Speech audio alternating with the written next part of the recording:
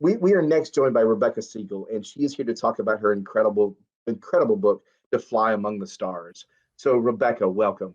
Hi, thanks for having me. I am so jealous. You have a library, a ladder to your library. That's Yeah. exactly what I want in my life.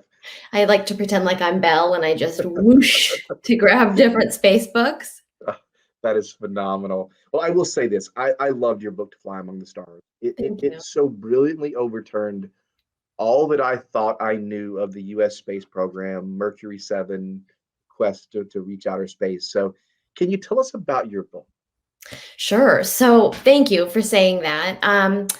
To Fly Among the Stars tells a story of the men and women who underwent astronaut testing back in the 1960s to learn about the human capacity for spaceflight. And what most people don't know is that while there was this group of men who tested and became accepted into NASA's first astronaut group and ultimately became these heroes and superstars, there was also a group of female pilots who underwent a privately funded version of those same astronaut tests and who also really wanted to become some of the nation's first space pilots. And they were denied that right because of sexism and politics and a lot of things. But what is really phenomenal is that they accomplished so much in their quest to accomplish this goal. You know, they didn't just send in an application and wait.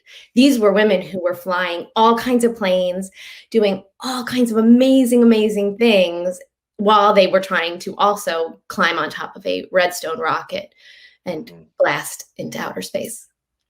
Your website has some amazing videos that connect us. And one of the interviews of one of the women, it was almost cringeworthy, like the way they were condescending toward her for almost considering what she was doing. So, So wow. what is interesting is that the way that these women were treated was so culturally acceptable at the time, but watching things today, as you say, it's so cringeworthy. You know, newspaper article after newspaper article discussing someone's, world record flight or incredible aviation accomplishment would be accompanied by a description of their hair, what Mhm. outfit they had on, their bra size, just things that you're like, what? But Right. that was the world that they were in. Well, hopefully, it will not be the world we're in today. Um, your book so beautifully documents, the Mercury 13 as they're dubbed.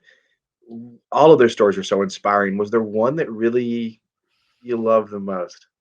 I have to say that I did not see this coming, but I am able to give a happy ending for one of those stories, which is Wally Funk, who's one of these Mercury women. She was the youngest of the group who underwent astronaut testing and who did great and who truly devoted her whole life to chase this impossible dream. Just this summer, she flew on a Blue Origin New Shepard flight. She, at the time, was the oldest person ever to go in space. William Shatner just beat her.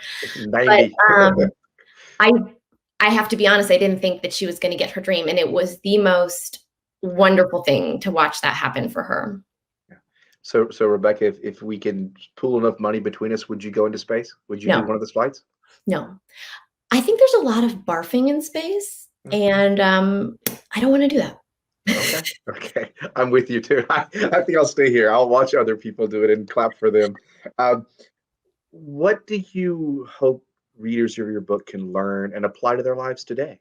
I hope that readers see this and realize that this is an untold story, and I hope that they can think about themselves as a potential untold story. You know, this is something that just because everybody doesn't know about these incredible women doesn't mean they weren't doing this incredible, phenomenal thing. And I think if you can think about your own life that way, like, I'm doing this, I'm going to work so hard on this project. I'm going to try so hard to get my pilot's license. I'm going to try so hard to get into this college or whatever it is. You can think about how, you have that heroic quest in your own heart, like everybody doesn't have to know what you're doing for it to be important and meaningful. And maybe there's some kid who in 2 decades will hear about what you did and it'll change the course of their life because they will be so inspired by what you managed to accomplish. Well, I was certainly inspired by your book, and thank you so very, very much. Thank you. Guys, go pick it up quickly. It's an amazing read. It really is. Thank you.